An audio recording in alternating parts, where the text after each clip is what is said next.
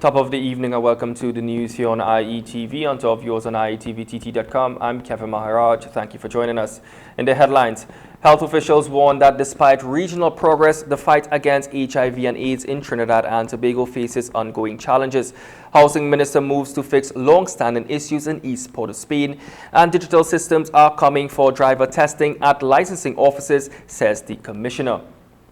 In our top story, health officials in Trinidad and Tobago and Guyana are warning that progress in the fight against HIV and AIDS is facing serious setbacks, despite gains made across the Caribbean. Minister of Health Dr. Lakram Budu highlighted ongoing challenges while addressing the opening ceremony of a regional meeting of national AIDS program managers and key partners on Wednesday. He noted that while significant strides have been made in reducing infections and improving treatment, several obstacles remain before a regional victory can be declared. But of course, challenges remain. Our young people aged 15 to 24 account for 1/4 of new infections, underscoring the need, of course, for youth-friendly prevention services. Key populations continue to shoulder a disproportionate burden of HIV. Also is the issue of the pediatric treatment coverage, which tends to lag significantly behind, with only 36% of children living with HIV on treatment and less than 1/3 achieving viral suppression. Following yesterday's visit to the East Port of Spain Agency Housing Development, Housing Minister Philip Edward Alexander returned today with officials to begin addressing long-standing issues affecting residents. The minister noted that these problems, which has persisted for years, were neglected under the previous People's National Movement administration.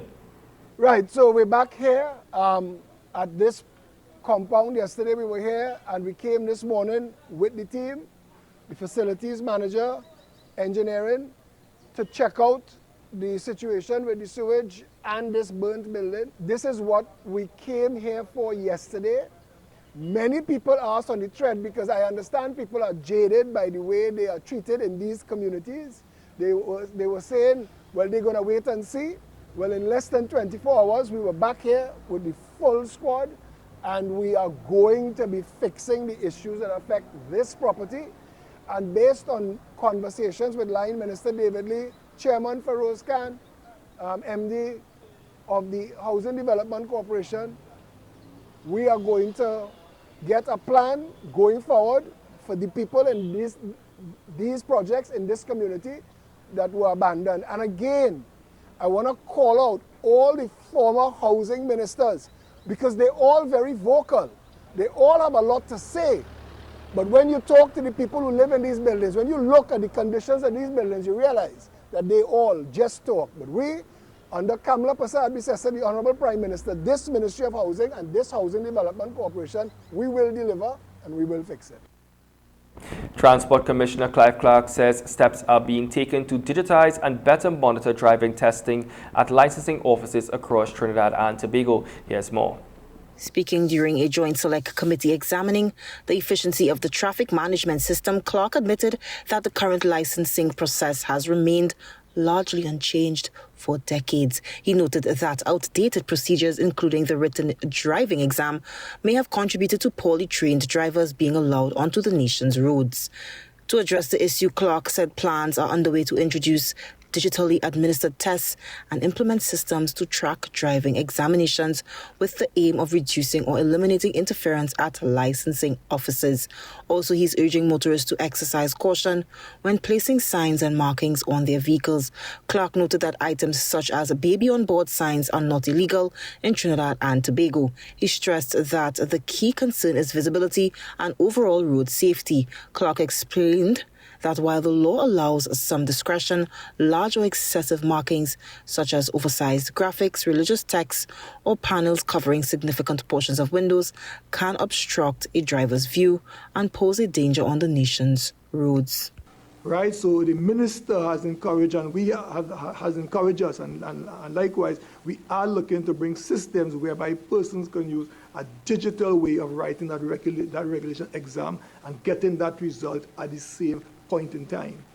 We look at the fact that the the dexterity test, persons have complained about whether the officer is exercising proper discretion. We have put cameras to monitor 95%, and I say with the exception for one which I can't say on media, in terms of the exam itself, whereby we could go and replay what has taken place. So we do have concern in changing that, and more so I'm looking forward towards the aspect of where we can even track the driving test on the nation's road, because we have had situations where persons go just a couple meters and get their driving permit. That's a possibility based on the current system. But more importantly, we are working on is putting in place regulating the driving schools. We are looking at that in terms of being a component of the ultimate. And from the policy side, I know the minister will be talking about that soon. And I guess we are looking at this relevant to the tint legislation, because persons really ask, can I put a marking on my vehicle, or more so on the window? When we look at it very carefully, the law doesn't prohibit someone from doing so. What it points out is really that marking, we have to be able to explore whether it impacts the visibility and safety, and it's here where we exercise a level of discretion in terms of that. So I wouldn't say it is illegal, right? Because again, the way the legislation is written, such markings, we must be able to exercise that discretion as to whether it will impact the visibility. For example, you have persons who will want to put entire scripture in the back of their window or some other markings, and those are the ones we have some challenge with. We pause for a moment. More news when we come back.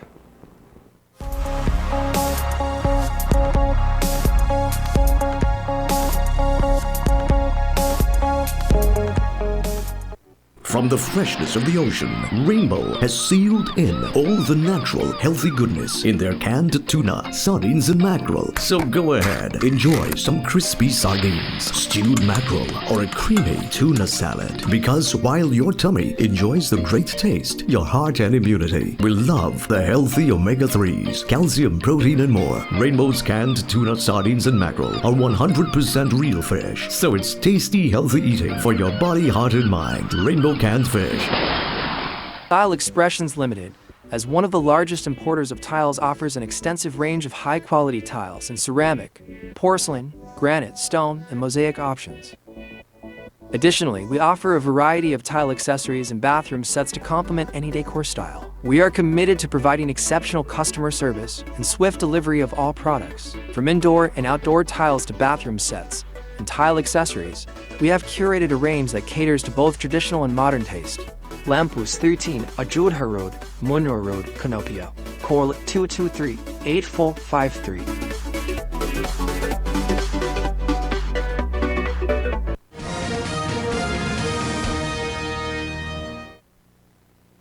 And welcome back.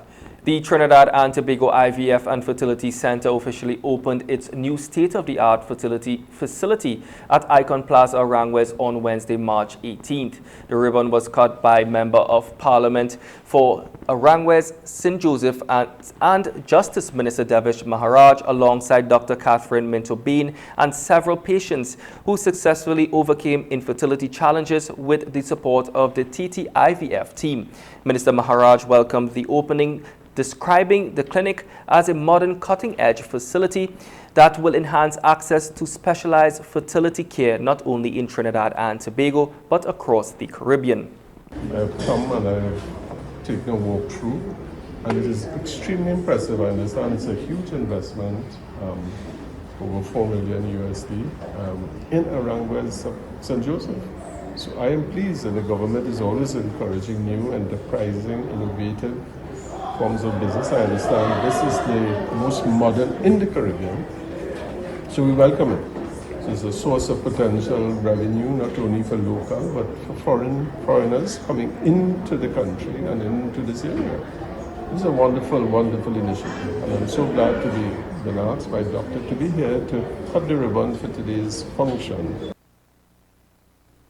Dr. Minto Bain noted infertility remains a significant issue locally, revealing that approximately 1 in 6 people in Trinidad and Tobago are affected, highlighting the growing need for accessible treatment options. So we're very grateful the Honourable Minister is here today, because 1 in 6 people in TNT are dealing with infertility. It's a huge problem. Aranguez is a fantastic location because it's accessible for so many of our population, and I think he's seen today that we've got this incredible facility that offers world-class treatment. Like you were saying, Toronto, London, Miami, New York, we have it here and we're better than a lot of those units. So it's a huge problem. Aranguez is the perfect location for us, and we're here for the TNT population, providing this state-of-the-art treatment that they need. But infertility is common. People are not alone. And so we do a lot of other things as well: fertility preservation for cancer patients, fertility checking, social egg freezing. There's a huge amount that TNT needs, and we're proud. We're very proud to have Aranguez now as our family home. The government is preparing to introduce new parole legislation in Parliament, according to Justice Minister Devish Maharaj, who made the disclosure while speaking with reporters at the opening of the Fertility Centre. We are bringing certain amendments to the Constitution for the right of reasonable trial, a quick trial, right of the accused of trial within a reasonable time. There's a parole bill, which we bring into Parliament shortly to bring introduce parole to the criminal justice system. We're introducing amendments to the Probation Act, and quite importantly, we'll be introducing the Victims' Rights Bill to provide rights and so on for victims of crime. So it's a whole suite of legislation that we are bringing, and functionally on the ground we are dealing with all the issues that have prevented justice from being delayed justice, making it accessible and quicker. The bill for parole, is that a first for Trinidad and Tobago? Will be a first for Trinidad and Tobago, and soon it will be laid in the Parliament. A 77-year-old man was found dead after a fire destroyed his home in Sealots on Wednesday.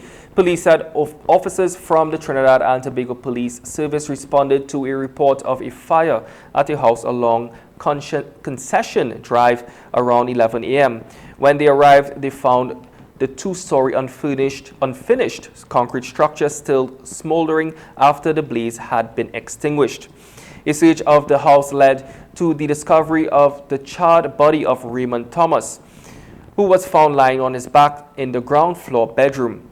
The victim was identified at the scene by his son, who told officers he had left home earlier that morning for work and was alerted to the fire by a neighbor. A district medical officer later pronounced Thomas dead and ordered that the body be taken to the Forensic Sciences Center for a post-mortem examination. Investigators processed the scene while officials from the Trinidad and Tobago Electricity Commission disconnected the electricity supply at the house. The cause of the fire remains unknown as investigations continue. Speaking at a ceremony where the North Central Regional Health Authority, Caribbean Dockyard and Engineering Service Limited signed MOUs with YTEP Limited to provide youth training and certification. Minister of Tertiary Education and Skills Training, Professor Prakash Prasad, outlined a new direction for tertiary education in Trinidad and Tobago. He said the government is encouraging students to combine work with their studies to move aimed at better preparing graduates for the modern job market. Youths not in employment, education or training. In Trinidad, that figure is about 15.8% approximately. So we have to ask ourselves, how do we get them involved? And this is what micro-credential does. It focuses on the student's ability, the student's time, and then the needs of the industry, so the students can get work. Change in the whole system, how we educate. So there's going to be changes, and it's happening worldwide. Professor Prasad said he intends to look for more industry partners to work with academic institutions. Mr. Alexander told me at Caribbean Dockyard, you actually doing the teaching, but the certification has been done by YTEP. And there's no reason why we can't do that more and more. The university becomes an equal partner with industry, or conversely, the industry becomes an equal partner with the university or tertiary level institutions to produce students. The president of the Trinidad and Tobago Unified Teachers Association, Crystal Ashe, has expressed concerns after reports that teachers in Tobago will not receive their revised salary this month. Here's more. He noted that while teachers in Trinidad are set to receive their adjusted pay following the April 2025 settlement, the Ministry of Finance reportedly did not issue instructions to the Tobago House of Assembly's Division of Finance, Skills and Innovation in time to process payments for the March salary cycle. The 5% salary increase covering the period 2020 to 2023 was agreed upon before the April 28th general election. Tutor has also raised concerns over the lack of clarity regarding back pay. Tutor Tobago officer Dion Rodriguez said teachers remain patient but are awaiting action. Requests for comment from Secretary of Education Orlando Kerr and Finance Minister Dovindranath Tanku were not answered. Today, tutors, executive national officers, we are here to hand deliver a letter to the Honorable Minister of Finance because of the fact that we would have communicated with him on numerous occasions and we have not received any sort of feedback with him. So we thought it best to say, listen, let us come here, let us hand deliver the letter. The letter is in relation to our salaries, the new salaries that was promised us since last year. We signed on the dotted line April 2025. After signing on the dotted line, we were told by June, July, we would get the money. No monies came. Then they told us we would get it in January of 2026. January 2026 would have gone already. We are in February, and we have not seen any sign of this remuneration, this new remuneration package for our membership. And we are very concerned, in as much as the fact that we are extremely concerned because, you know, NIS contributions would have gone up since January 1st and so on. So they're taking home less, and at the end of the day. And also our brothers and sisters in Tobago, the ferry service, because of the logistics and so on, we understand that prices would be increasing. So therefore, additional hardship would be faced by them in Tobago. You're watching IETV News. We'll return after these messages.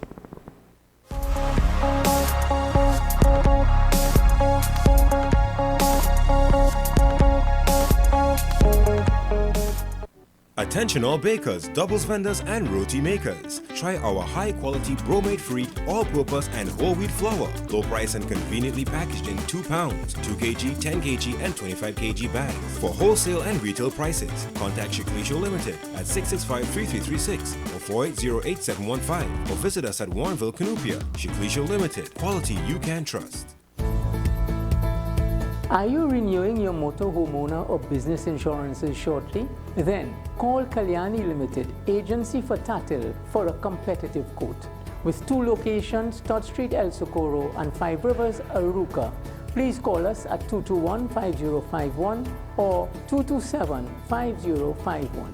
Kalyani Limited, agency for Tatil, building relationships exceeding expectations.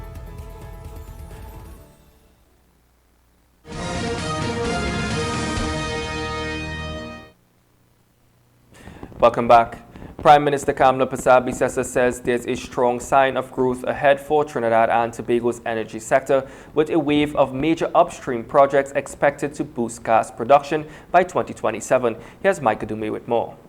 In a statement on Thursday, the Prime Minister pointed to planned developments by global energy companies BP and Shell, which are preparing to bring several key gas projects on stream over the next 2 years. Among them are BP's Ginger and Mento developments, along with Shell's Manatee and Aphrodite fields, all expected to contribute to a significant increase in natural gas output. Prime Minister Persaud-Bissessar said the anticipated surge is expected to improve energy stability, increase revenue and drive wider economic activity, following years of declining production that impacted downstream industries. Officials say the developments form part of a broader effort to position Trinidad and Tobago to benefit from growing global demand for liquefied natural gas. With first gas projected around 2027, stakeholders are now closely monitoring timelines as the country looks to translate these investments into sustained economic recovery. Let's now take a look at some international news.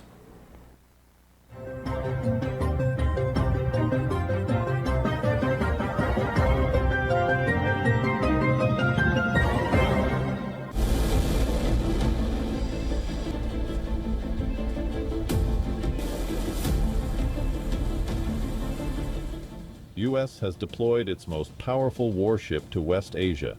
U.S. military is launching continuous airstrikes from the decks of USS Gerald R. Ford.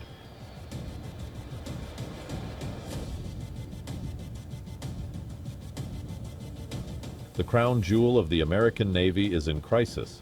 100,000 tons of nuclear-powered warship is suddenly looking vulnerable. The USS Gerald R. Ford was built to be an unstoppable force. But now reports say that a fire which broke out few days ago was much worse. According to NYT, the fire raged for over 30 hours. Sailors are reportedly sleeping on cold floors and mess hall tables, as some living quarters have been gutted. Questions were raised when Pentagon decided to rush USS Gerald R. Ford to West Asia. The Ford is now entering its 10th month of deployment. It will break the record for longest post-Vietnam war carrier deployment. The warship is due for maintenance, but the U.S. military top brass decided to send the warship with 4,500 sailors and fighter pilots to war. Earlier reports showed that there were severe sewer problems on board the vessel.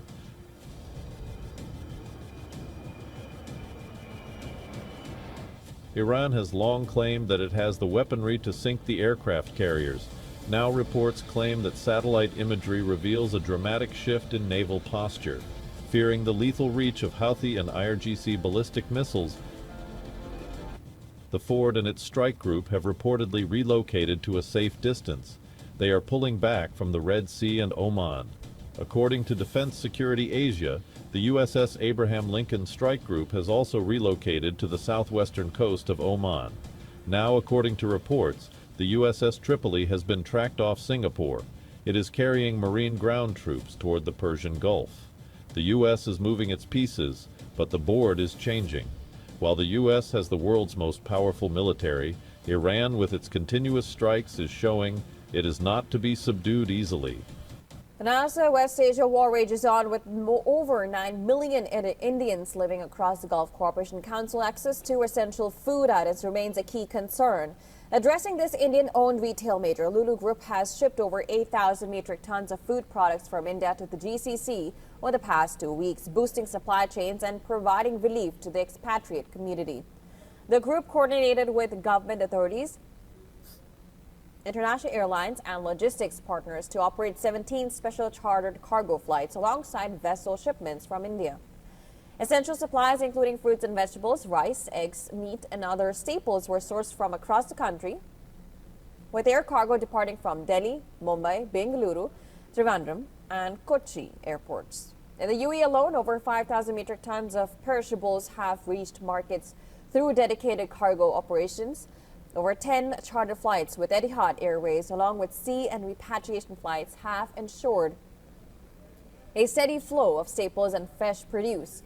And beyond the UAE, the group is also supporting food supplies in Bahrain, Saudi Arabia and Qatar, and other countries, maintaining consistent availability of essential items through Gulf Air, Qatar Airways.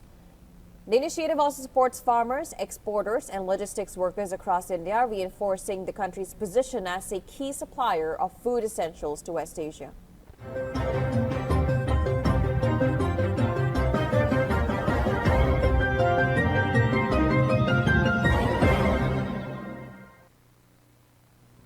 When we return, your weather update and more. Stay tuned.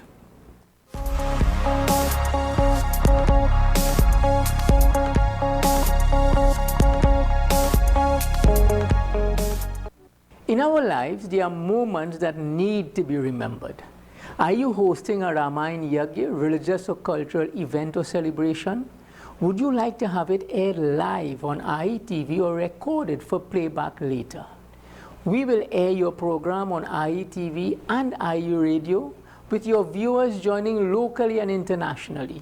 Your family and friends worldwide can view on www.ietvtt.com or listen on ieradiott.com. To make arrangements, call or WhatsApp IETV at 784-9880. Let us record your cherished moments and share it.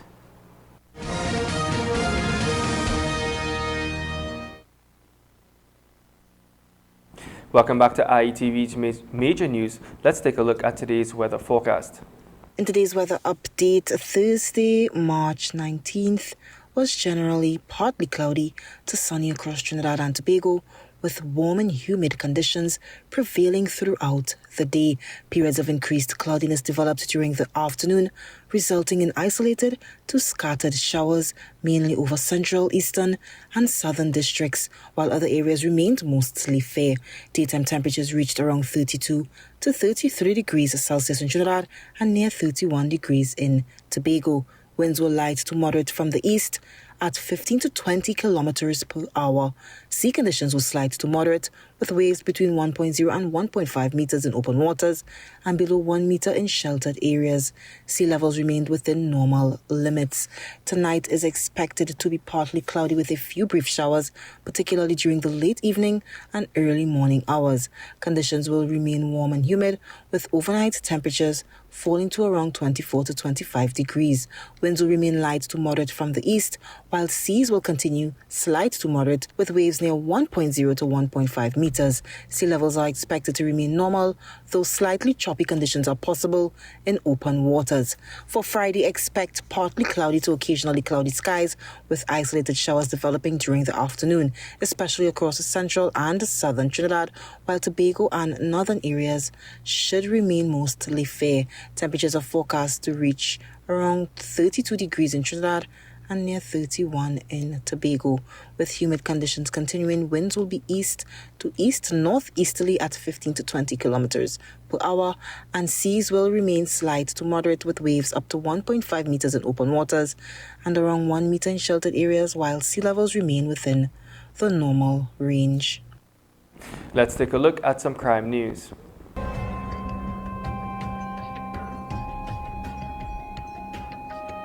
Officers of the Port of Spain successfully seized 210 grams of cannabis and 5 rounds of 5.56 ammunition during Operation Steadfast conducted on the 14th and 15th of March. The operation targeted several high-risk areas, including St. Barb's, Roger Place, St. Anne's, Hutton Street, Aria Peter Road, and Rock City, and involved coordinated searches of 5 houses. During the exercise, officers seized 5 rounds of 5.56 ammunition and 210 grams of cannabis. The Trinidad and Tobago Police Service continues to intensify intelligence-driven operations aimed at disrupting criminal activity and enhancing public safety throughout communities.